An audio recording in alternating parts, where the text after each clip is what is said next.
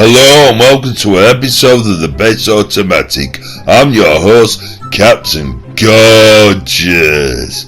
And I'm your host, Captain Know-It-All. And I'm your host, Captain Pervert. Now, as you may remember, maybe a few people was quietly upset about the insulting joke what Captain Pervert came out with. What? Well, about showing images of James Bond that I don't know about, but I will do because I'll lose my virginity on it. But I've started with the book Casino Royale. But the point was that you made a deliberate joke about this scene, didn't you? About a little girl in a gadget car. Well, obviously I don't know about the gadget car at that time, but I learnt that this car has gadgets and it's well known for having an ejector seat. And you thought it was funny when this lady Madeline drove into a tunnel and you put a sound effect on.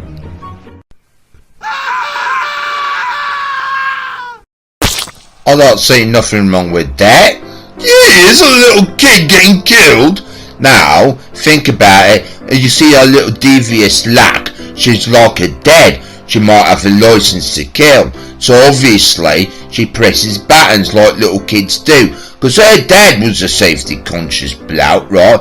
When he tacked on the bad guys, he didn't use a gadget car because obviously, as you all know, it's a two-seater. No, he used the four-wheel drive and he had to take on the bad guys in just a standard vehicle. And well, a gadget car, right? Because you all know Daniel Craig is a hoarder of vehicles and all got gadgets or something. But why has he got gadget cars then? Because you need to learn, don't you? MI6, it must be a standard issue thing they have. But why is that? Well, the thing is, it doesn't really matter because obviously we've got other complaints about people finding out about me and you, isn't it? Like what? That we haven't got a license. What? That we don't have a driver's license? Well, no, because we don't know how to drive a real vehicle, do we? Well, no, because we can green screen that, can't they? Well, yeah, obviously, as you all know, but yeah, that's another point they weren't happy about. But you got to realise this has got to be done at a budget as well. I already know we have to do it on a budget. Yeah, but the audience might, and they might not know that I've been trying to emulate the maybe the car chase out of Living Daylights, or do some form of challenge. Well, I'm not so tame racing driver. Well, a lot of people think we're trying to emulate the Stig from Top Gear. Well, obviously, Jeremy Clarkson wanted to use a GIMP because he was a fan of Quentin Tarantino, but obviously he didn't. So we thought we'd be homage for him, Right. But the point is, I'm trying to get back with that car chase in that Bond movie. You do know I haven't seen any Bond movies yet. Well, I know that, but I can always show you clips, because come on, you're getting the idea, you just rubbed it in about gadget cars. Well, do you know about this gadget car? Well, no, but I'm gathering he's got gadget cars. Well, you remember when you saw the trailer? Trailer to what? Well, you know I took you to see that film. Which one? You took me maybe a few. Well, yeah, I think it was licensed to, or Hired to Kill. That was it. Sorry, I knew it had a Bond title then. But Hired to Kill, or it was Cocaine Bear, or Deathbed. Oh, no. You are right. So, why are we going with this? Well, you saw the clip of that trailer, didn't you? Can you remember that bit? Yeah, but not really, because obviously I don't know Bond. I wasn't too sure it was a Bond movie, and anyhow, I had to shut my eyes because obviously I don't want my mum to know that I am associating with Bond, but obviously I am now because the producers have given me a really nice offer. What you mean a nice offer? Well, they have. Yeah, but what offer have they given you? Well, I can see the James Bond movies for free at our local shed, because obviously we watch them movies in that shed, don't we? Yeah, we all know that. So you're watching the Bond movies for nothing then? Well, yeah, because I'm studying Bond, aren't I? And I'll be a good presenter when it comes down to talking about the vehicles and stuff and that. Yeah, but that isn't fair, though, is it? Well, I said to the producers that it'd be nice to have my colleagues to be technically advisors for me as well. Oh, right, did you now? Actually, that's quite nice, that. You sharp, you don't bat in, right? Well, what's wrong with you now? Yeah, what's up? Why are you getting a bit funny about it?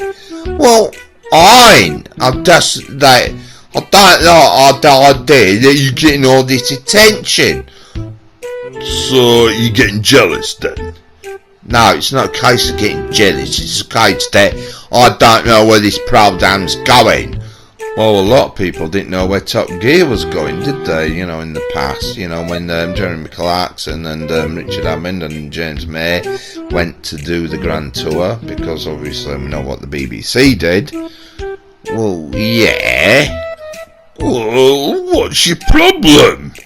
Well, lad, you getting educated about Bond, aren't you? Well, yeah, established that. Well, I've been trying to do Bond special with Timothy Dalton's Aston Martin, right? But obviously it's quite been held back because obviously you're doing your thing with Bond and that, right? With the producers and that. So it's affected me. And obviously I've been trying to show you clips because you're getting misinterpretive about every James Bond car has different gadgets.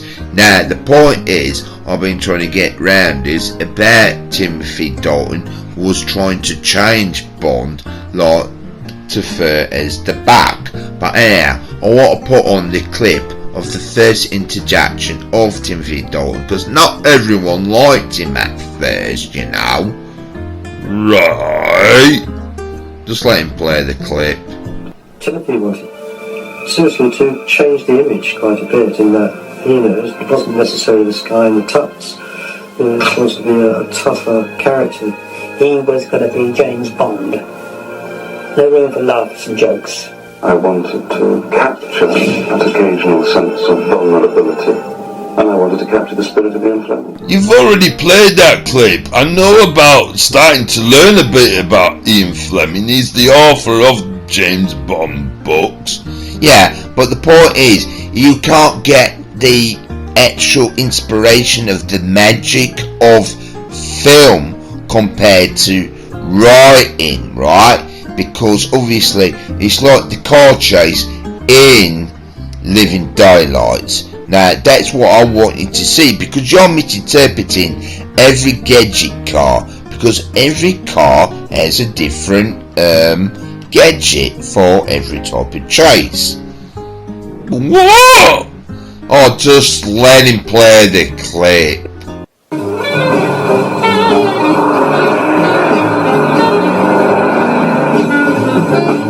What the hell? Listening to that horrible music? What the hell is that? No, not that. Just pay attention to Timothy Dalton's intellectual speech, because not everyone liked Timothy Dalton because obviously his ways about, doing the James Bond backs. And I'm very, very fond of the Ian Fleming books, and there's a fairly clear understanding to be gained of Bond from those books. The man is a complex man. He's a man who lives very much on the edge of his life, constantly surrounded by the threat of being killed. There'll be another threat to be killed if you don't stop messing about. I've already seen these clips. Yeah, but I'm coming out with the point. But you ain't seen the rest of that car chase, have you? But Why?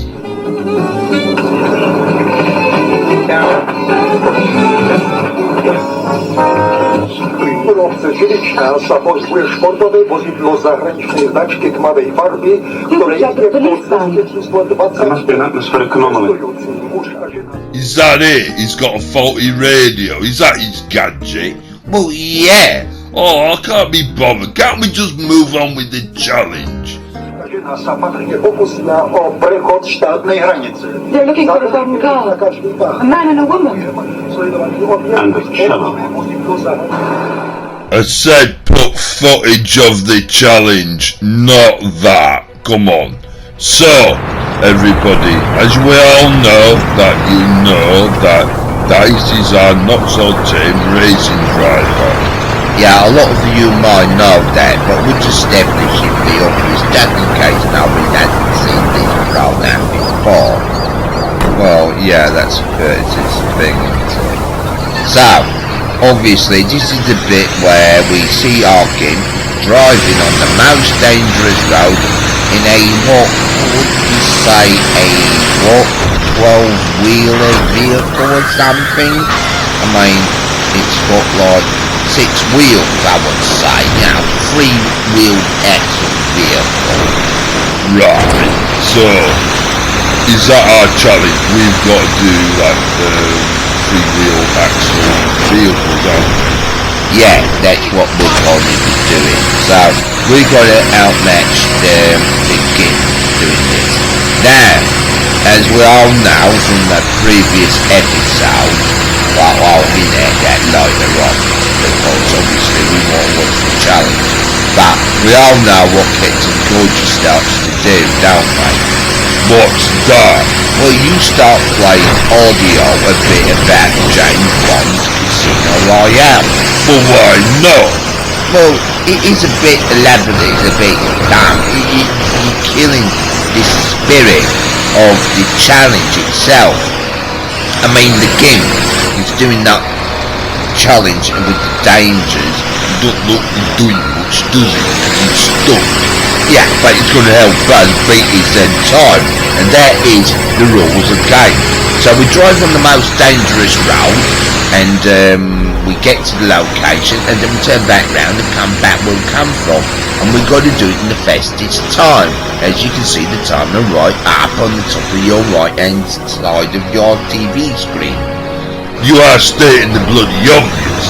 Yeah, why don't you put in bloody boring James Bond clips, because this is not what really spoke our previous episode, because we had our not so tame racing driver doing the challenge, and unfortunately it crashed, and obviously Captain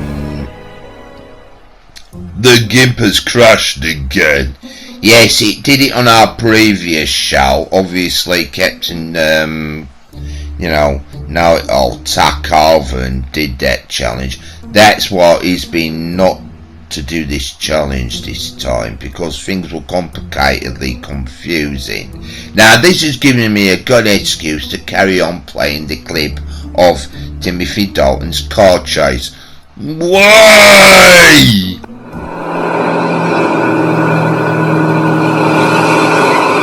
Looks like they just found us.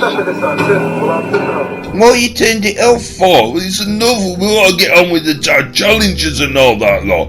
Well, yeah, but you'd be making it all boring with our challenges. We spend all that money on fancy camera shots and all that, look, and then you put the audio book on, and Oh, right. I thought you liked Bond.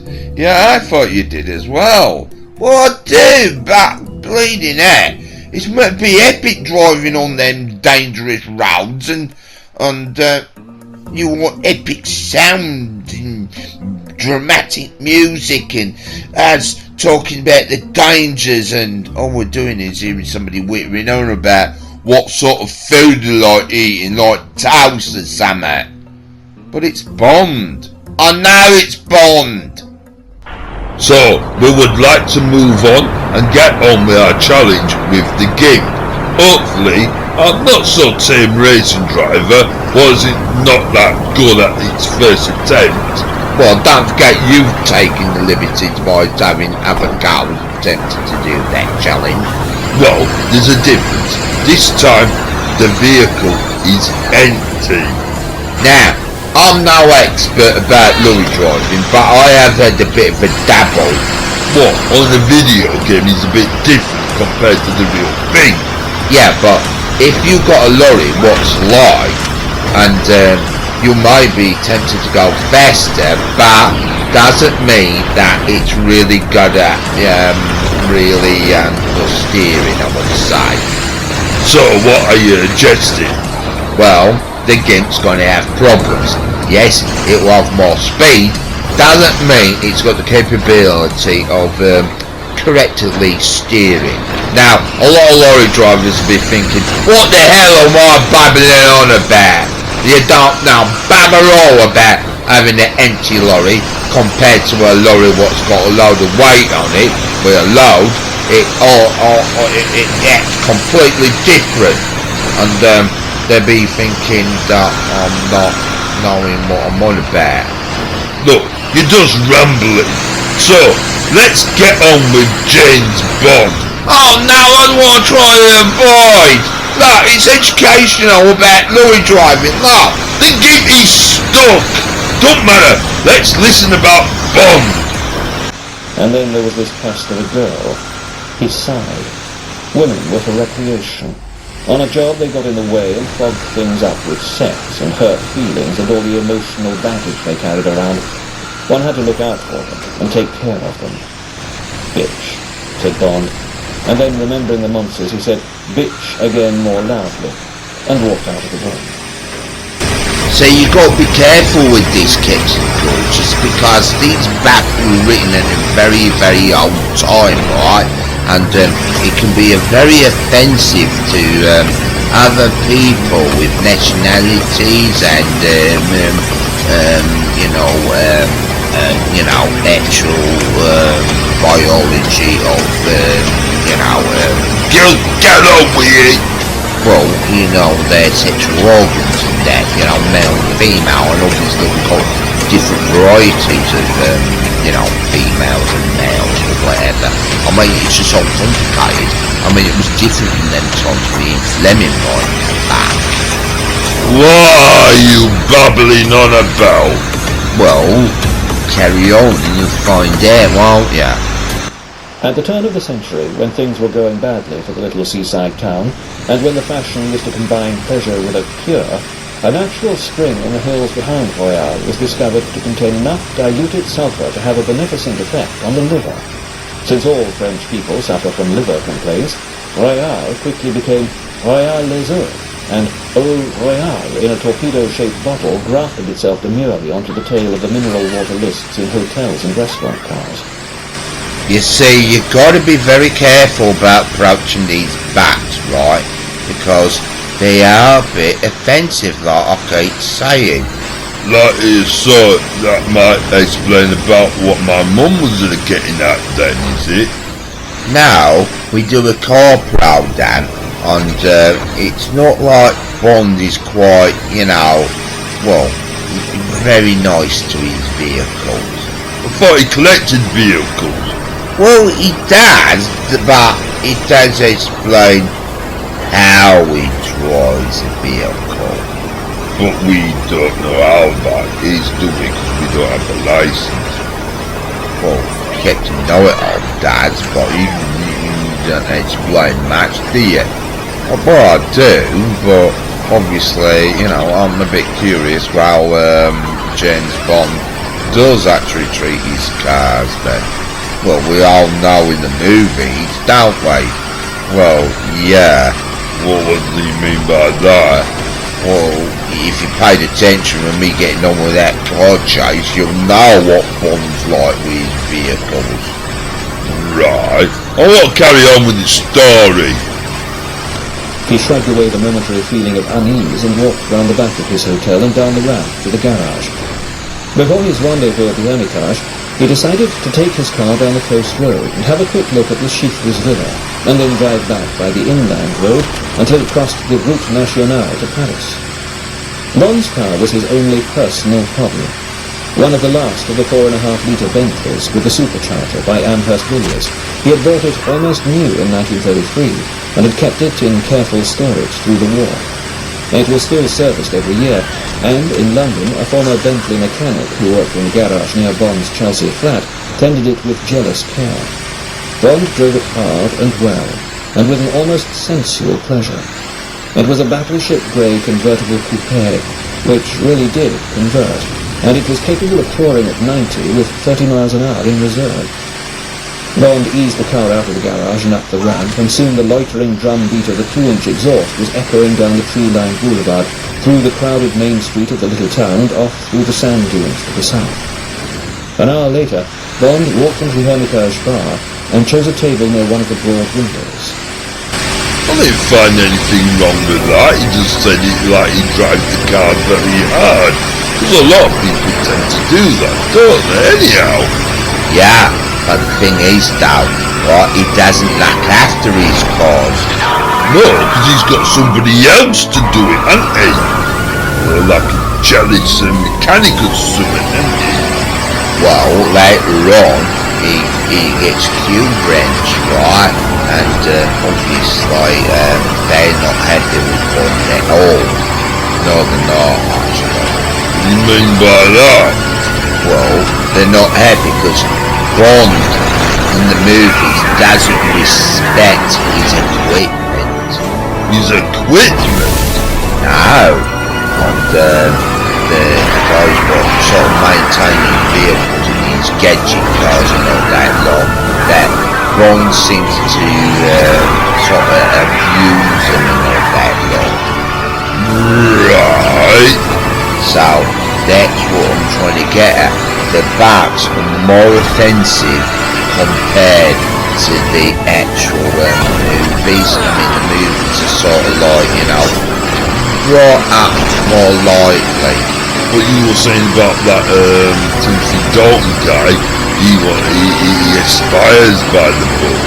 Well, yeah, but not everyone liked Timothy Dalton at that beginnings because he was a bit more darker and all that lot. And another thing, he was very disrespectful to his car, all because it's got a self-destruct button doesn't mean you'd be eager to use it all the time. So why has got a self-destruct button? Well, what?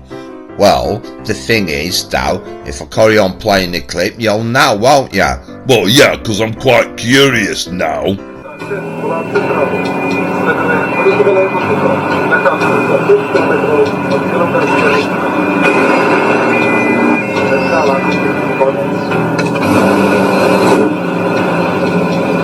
Bravo to the side and stop!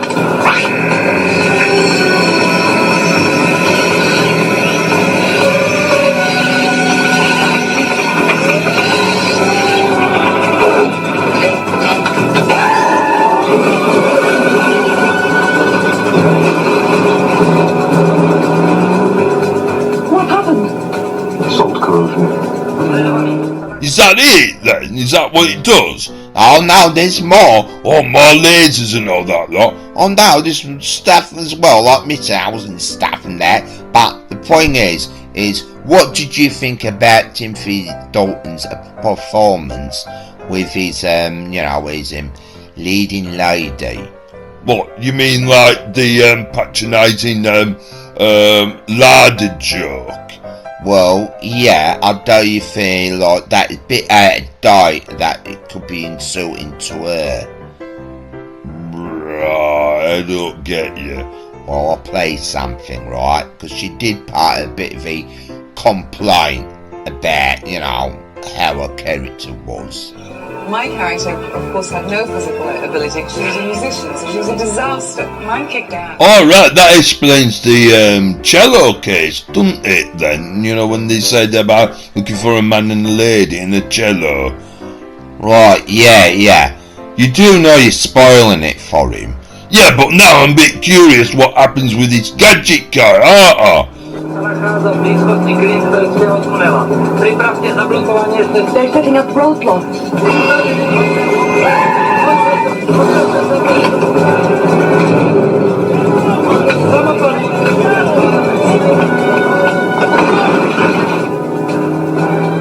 Oh, why do you turn it off for? We're getting into that.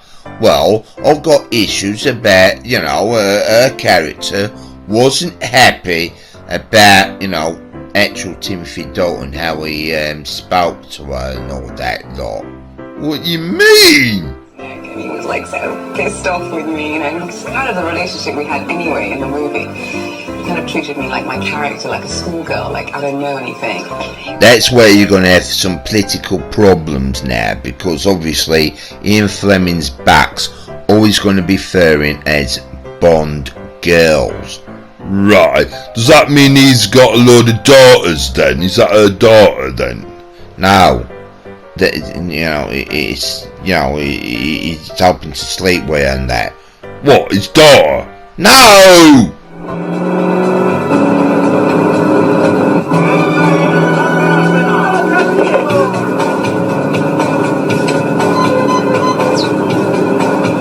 What is it? I've had a few optional extras installed.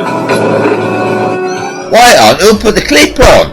I did. Well, getting into that. Well, your conversation was getting weird between both of you, so that's why I put it on to distract you. Well, that was unfair. I want to know what happens. Well, you can find out what happens with the challenge. Well, you're not in it. Yeah, but I like to know who did what in the challenge, don't I? And I gather everyone else does as well. So they've picked me for the first challenger, have they? Looks like it. So you're in a 6 or 3-axle vehicle. So a cement track. Yeah, I did the same as well. Don't know what the producers thought of that. Well, maybe they didn't want us to spill our load or whatever. Or learn, is it a difference of driving a cement lorry compared to a normal lorry? Well, we're not that highly technical, are we? Well, no, but obviously we're doing the challenge, aren't we? So, What? well, I like to carry on listening to Bond. Well, yeah, do we have to?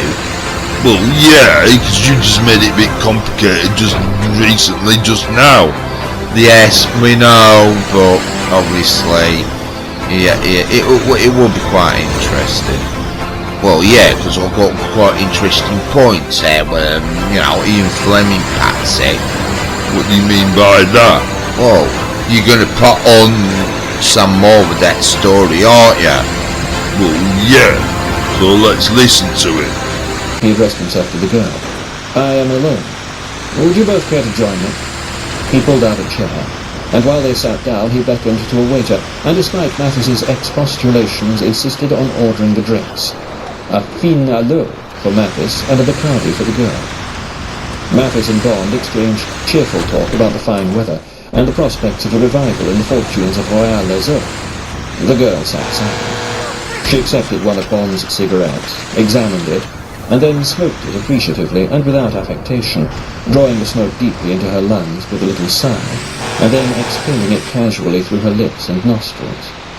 Her movements were economical and precise, with no trace of self-consciousness. Bond felt her presence strongly. While he and Mathis talked, he turned from time to time towards her, politely including her in the conversation, but adding up the impressions recorded by each glance. Her hair was very black, and she wore it cut square and low on the nape of the neck, framing her face to below the clear and beautiful line of her jaw. Although it was heavy and moved with the movements of her head, she did not constantly pat it back into place, but let it alone. Her eyes were wide apart and deep blue, and they gazed candidly back at Bond with a touch of ironical disinterest, which, to his annoyance, he found he would like to shatter roughly. Her skin was lightly sun-tanned and bore no trace of makeup except on her mouth, which was wide and sensual. Her bare arms and hands had a quality of repose, and the general impression of restraint in her appearance and movements was carried even to her fingernails, which were unpainted and cut short. Round her neck she wore a plain gold chain of wide flat links, and on the fourth finger of the right hand a broad topaz ring. Her medium-length dress was of grey soie sauvage, with a square-cut bodice lasciviously tight across her fine breasts. The skirt was closely pleated and flowered down from a narrow but not a thin waist. She wore a 3-inch hand-stitched black belt. A hand-stitched black sabretache rested on the chair beside her, together with a wide cartwheel hat of gold straw, its crown encircled by a thin black velvet ribbon which tied at the back in a short bow. Her shoes were square-toed of plain black leather.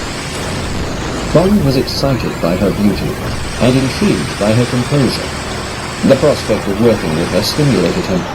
At the same time, he felt a vague disquiet. On an impulse, he touched woman. Mathis had noticed Bond's preoccupation. After a time, he rose. "Forgive me," he said to the girl, "while I telephone to the Duberne. I must arrange my rendezvous for dinner tonight. Are you sure you won't mind being left to your own devices this evening?" She shook her head. Bond took the cue and, as Mathis crossed the room to the telephone booth beside the bar, he said, "If you're going to be alone tonight, would you care to have dinner with me?" She smiled with the first hint of conspiracy she had shown. "I would like to very much," she said, "and then perhaps you would chaperone me to the casino, where Monsieur Mathis tells me you are very much at home. Perhaps I will bring you luck." With Mathis gone, her attitude towards him showed a sudden warmth. She seemed to acknowledge that they were a team, and as they discussed the time and place of their meeting, Bond realized that it would be quite easy after all to plan the details of his project with her. He felt that after all she was interested and excited by her role, and that she would work willingly with him. He had imagined many hurdles before establishing a rapport, but now he felt he could get straight down to professional details. He was quite honest to himself about the hypocrisy of his attitude towards her. As a woman, he wanted to sleep with her, but only when the job had been done. So that's a good example of what I'm trying to get at about part of that story. Did you listen what they were actually referring? The girl. Well, yeah. Well, that's how it is pronounced for, back in the days, that it's Bond girls, not Bond women or ladies or anything, it's Bond girls, right? So, because another thing, you don't know about all the history of the Bond girls, do you? Well, Bond girl, right? But I thought it was his daughters or something. Well, no, it's all the women. His class of you're doing the hanky-panky and the spanky or whatever you want to class it as. Right. So he's getting sexually rude now, isn't he? Well, yeah, but that is Bond. Right. And, yeah, I've got to admit I crashed. Don't you worry, Captain Gorgeous. Well, that's nice of you. Yeah, that is quite nice of you. Well, I got a good point about, about the ladies, James Bond girls and all that, look. I mean, right, that Marion Darvall, right? She really kicked up a big stink because she wasn't happy playing her character, like you've heard. But, yeah, she tried to round up all the Bond girls and maybe try to have that name changed, because she's got it in her head that it's an awful curse being a Bond girl. Right. So how does it feel to be a Bond girl? Or a Bond woman? Oh no, keep it a Bond girl, goodness. I don't want to call it, I think a Bond woman, I think a Bond girl's sexier, isn't it? I mean, she has got proper serious issues. I mean, she does try to go around to every single Bond girl to convince them to say Bond woman. The people who were most excited in my family, I was rather dumbstruck, but my husband and my daughter were very excited indeed. My husband thought it was great to have a Bond woman. Well, it was Bond girl once, but it's Bond woman now. I know, it's politically incorrect to say Bond girl now, isn't it? Flipping heck, that reminds me, you're going to get really confused. I mean, especially not watching Dr. No first, you'd be watching Casino Royale, and you'd be introduced to Duty Gent, M. Yeah, M. Does M stand for his James Bond's mum? No, he's boss. So what does M stand for? Well, one word, and she'll have you shot. You what? Same way I found out your name. I thought M was a randomly assigned letter. I had no idea it stood for... Utter one more syllable, and I'll have you killed. Wow, she seems very ruthless. Oh yeah, I mean, you know, she don't mess about. You got to be, especially when you're the boss of James Bond. Dame Judi Dench is one of our finest actresses. In 1995, she took over the role of James Bond's boss in GoldenEye. GoldenEye? Isn't that where Ian Fleming wrote the books, isn't it? Yeah, that's right. That's what he named his place in Jamaica, the one where that wind is. Well, yeah, it's called GoldenEye.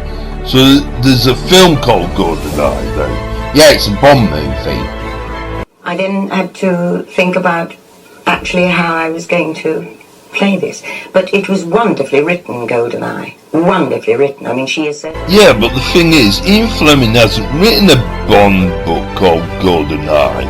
No, it was someone else what wrote the script for GoldenEye, the movie. Right. So there's more movies than books then? Oh yeah, there is. Oh yeah. Over James Bond, and their relationship was very well mapped out in that. You don't like me, Bond. So they're having a relationship then? Well, I won't say sexual one. Well, I don't want to think that, but obviously it is James Bond, so I suppose, yeah, maybe, but no, I don't think so. So Izzy's like his mum then? Well, maybe a stepmom or something, but, you know, that's the only thing I can closely think, because obviously James Bond lost his mum and dad. You do know you're sort of spoiling it for him. Well, I'm not. I'm educating him. He's jumping in the deep end, isn't he? Because I think you're a sexist, misogynist dinosaur. A relic of the Cold War. So she thinks that James Bond's a dinosaur then? No, it's just a way of talking. It's a bigger respect to somehow. I mean, that's what I think. Whose boyish charms, though wasted on me, obviously appeal to that young woman I sent out to evaluate you. So she's sending young women to violate him? No, to assess him, that's what she means. Oh, this conversation's getting really strange. Point taken. I think it was quite apparent that M and Bond tolerated each other, perhaps. But I think it's got fonder over 4 years. Don't bother replying to that, Captain Gorgeous. Hey, I'll tell you what, I'll put that clip on for you.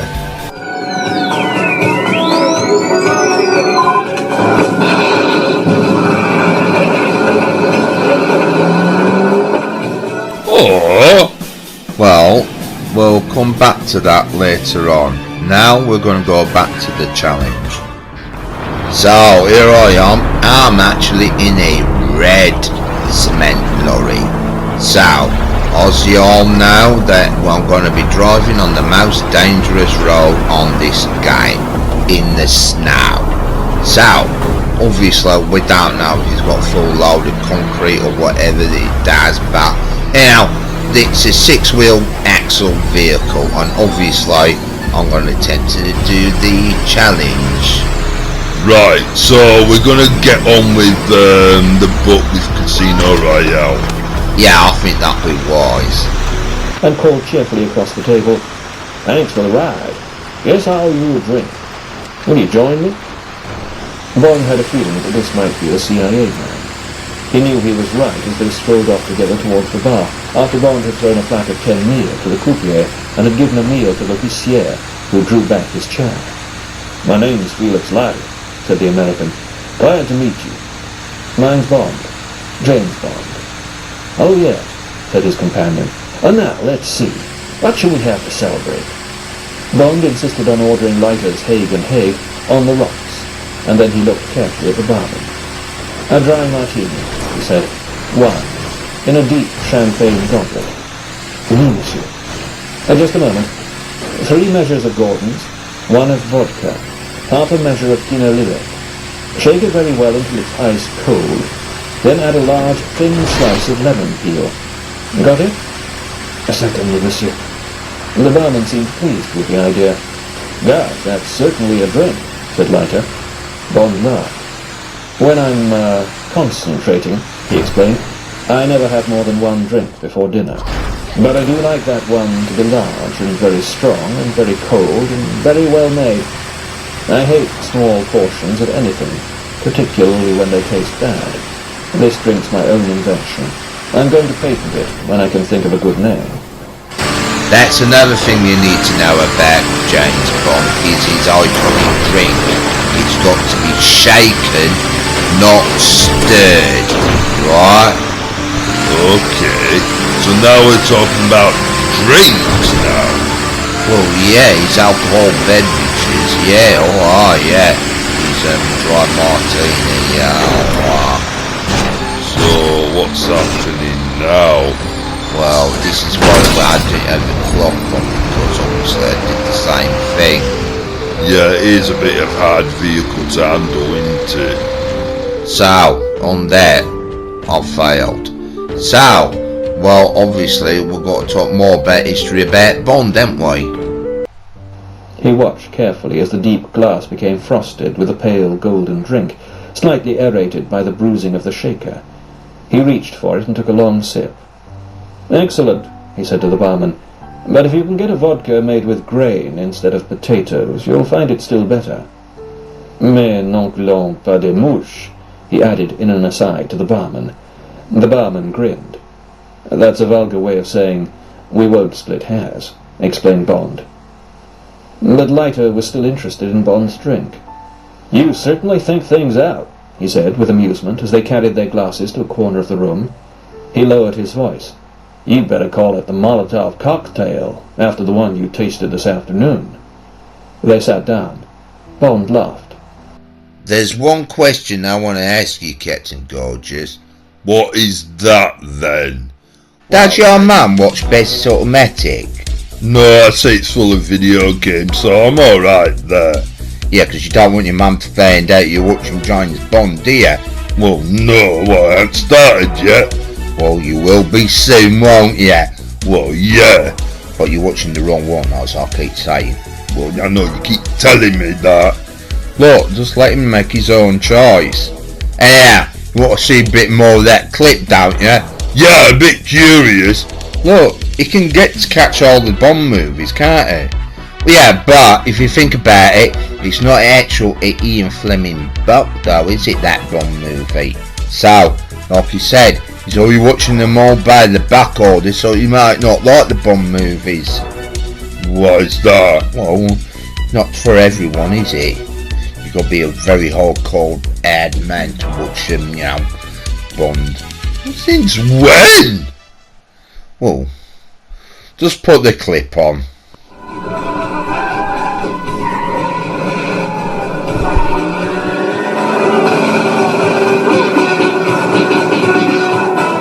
Amazing, this modern safety glass. Oh, I want to see a bit more. I mean, I gotta admit, it does seem a bit patronising to the little 80s Barbie looking like girl. Wow, it can't just be that bit like that. Well, it would have been back in the 80s, wouldn't it? Well, yeah, I gotta admit, yes, you're right. I mean, obviously things have changed with Margot Robbie, you know, helping out with that movie, Barbie and that. Well, yeah, because this is how it first started, isn't it? If we all remember about, you know, people's reactions on pink convertibles, wasn't it? Well, I've got something quite interesting. I've been looking at cars with folding metal roofs, an idea that sort of Mercedes started off and Ford hundreds of years before that. This is the first one. This is the Peugeot 307 Coupe Cabrio. Now, look at this, metal folding roof. It's quite fantastic. I've seen this thing. It's very, very pretty. I'm not sure when it's going on sale, and I don't know how much it's going to be. And the other one is the Renault Megane Coupe Cabrio, which not only has a folding metal roof, but the middle bit of the roof is glass. But the one that really interests me is this. This is the Daihatsu Koken. It's a tiny little Japanese thing, 600cc engine. It's going to cost about £12,000. But even this, apparently, has a metal folding roof. I don't quite believe it. So, can we fold the roof, please, Sarah? It's noisy. It is, isn't it? You see, this is just another example of the Japanese taking a European idea or American idea and then making it smaller. But all those hours spent on origami weren't wasted, were they? Look at that. Now, a couple of weeks ago we had that Ford streetcar on this programme, yes, and you two, if I remember rightly, said that couldn't be driven by a bloke. You said that was a girl's car. Am I right? There aren't any men in here to ask, I'm sure, but anyway. No, there might be. I'm going to do a little experiment with this car. Now, we've got Sarah in the car, and she looks unutterably gorgeous because she's a girl. I'm going to have to ask you to get out, I'm afraid. Sorry about that. And I want a bloke, I want a good-looking bloke, you sir, because we need to give this car a chance. I want you to get in there and see what this does for your manhood. It's not looking promising. Oh my lord. What do you reckon? He was fine until the door slammed and now he looks like a bird. Yeah, idiot, definitely. Not good. In fact, I don't think any bloke could drive that. And I think it's all of these little folding tin-top convertibles. You know, the 206cc, the Peugeot, the baby sister of that 306 that we saw. You know, I actually sometimes think it's blokes can't have convertibles. I mean, I've got one. No, I've got one. I came out of a meeting in London the other day. It was a beautiful sunny day. I thought, I'll get the roof down, and I thought, I can't. I'm a middle-aged man with a bit of a paunch. I can't drive across London. What message am I giving out? I think you can't have a convertible. I'm sorry, I'm going to have to stop you there. I hate to interrupt, but this is quite honestly the biggest load of twaddle I've ever heard in all my 5 weeks in television. These two are not men, okay? This one, Richard Hammond, every morning sticks his head in a bucket of hair product. Right? He's got a dog, but it's a poodle. And I don't know what you're laughing about, Clarkson, because you won't drink brown beer. And this is the man that says flatulence, oh, it's not funny, when clearly it is, isn't it? I am actually the only proper bloke on this programme, okay? I live in a tumble-down house full of old motorbikes. And I think a bloke can drive a convertible, but has to be the right one. Yeah, I definitely remember that. Well, obviously you will. It wasn't that long ago. Yeah, but the thing is, though, the point was that we were talking about convertibles, and we were all taking our normal reaction like that classic TV show, you know, that educational program, Top Gear, because all it does is talk about cars. Like, I was inspiration about Ladybird books. What you mean? Well, you know, I had that Ladybird book. But you can't read. Well, I know, I can't help it, but I can look at pictures, can't I? What sort of pictures? Well, obviously, it's a children's back, innit? And I was a child once upon a time. Well, yeah. I mean, obviously, we have been going through a load of images about with ladies driving convertibles and all that lot. But the thing is, we are associating that we have been trying to do the best automatic on a bit of on the cheap, aren't we? Well, yeah, because we don't have proper driver's license at all. So we had to go all, well, miniature, didn't we? Yes, that's right, because real vehicles are actually quite expensive, even compared to toy antique vehicles like Barbie vehicles are even more expensive. So you may think about avoiding the biggest, highest brand like Barbie, but what about the old classic Cindy? Well, she is even rarer and she can be even more expensive if you think you can buy a very cheap plastic toy vehicle at a car boot sale. I mean, you'll get most vehicles what are sun damaged and you know, scuff marks and all that though, and they want selling money. I mean, I'm unsurprised, like they say how much you want to pay for a broken box and all that lot. But the thing is though, they are antiques now, aren't they? Yeah, and they're worth money and stuff. There's a lot of collectors for items like that. And another thing, our producers don't want us going out buying stuff like that. There is other brand stuff what are going to be that nobody don't want to know or don't want, and well, yeah, there's like Pratt in there or something. Well, I'm not too sure on that brand of type of toy. Well, it's modern, isn't it? Well, yeah, we're best sticking with Barbie, aren't we? Because obviously that is the most iconic toy, isn't it? Well, it's Mattel, isn't it? So obviously we think of Hot Wheels and Lego and other toys they make as well. I mean, yeah, didn't we talk about the history of it, didn't we, and all that law, didn't we? Because it did start off with convertibles, didn't it? And then this conversation adapted to Barbie, because obviously a lot of people think Barbie has a convertible because her legs don't bend, and that's why she uses these topless vehicles, didn't she? Yeah, but it's for easy access to get your actual figures in. Not like Action Man with that scorpion tank. That was hard work. If your Action Man fell into it, you had 2 holes to get your hand in. Well, yeah, that's a very good point. Yeah, the problems with children's toys, there's been some interesting disasters. It's like that very popular movie, the Barbie movie, isn't it? You know, the one with Margot Robbie, who we must like, because she's in Neighbours. Wow, you got the wrong lady, or what? It's not Margot, because I didn't know who she was until she played Harley Quinn. No, it's the one and only Rachel Friend. That's always going to be dedicated from my neighbour's girl.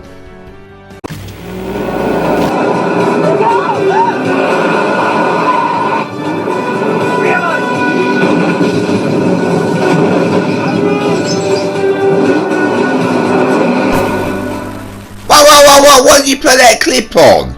Well, we don't want you reminiscing about Rachel Friend, do we?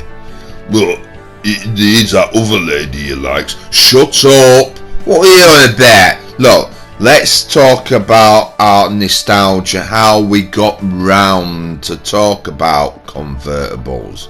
Well, it was obviously that Top Gear program, especially with James May and that. For a British sports car. And I've been waiting 30 years for this moment. Triumph TR6! At last! It's fantastic! When I was a boy and other boys were lying awake wondering how girls worked, I was lying awake thinking about the Triumph TR6. What's wrong with that? You suck! You suck! I think this is the blokiest bloke's car ever built. I've seen women driving Ferraris and Aston Martins and MGBs and Porsche 911s and just about any sports car you care to mention, in fact. But I've never ever seen a woman driving a TR6. I'm afraid the TR6 is rather gender specific, and I expect women are angry about that as well. But let me explain.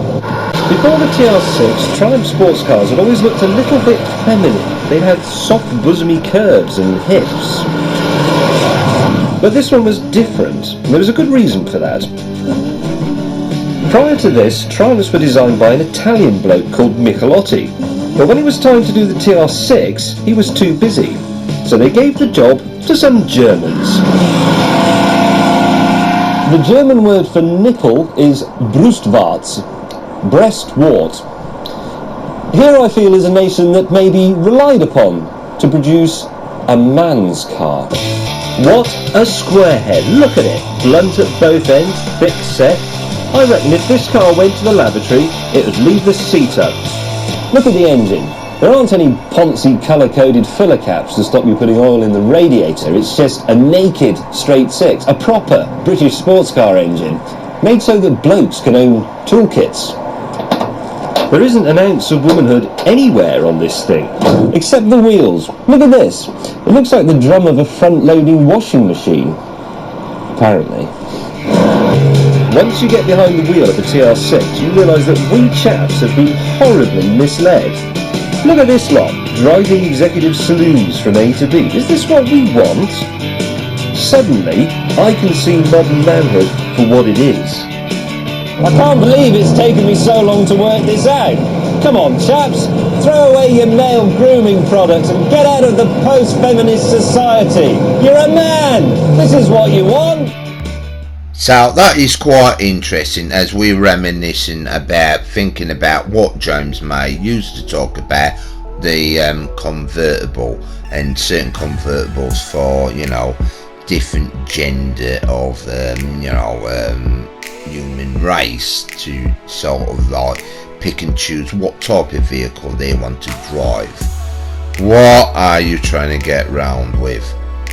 Well, times have changed, so obviously, you know, that's quite out of date now, isn't it? Well, yes. So, I like to refer on that dried leaf, right? It's time to end the show.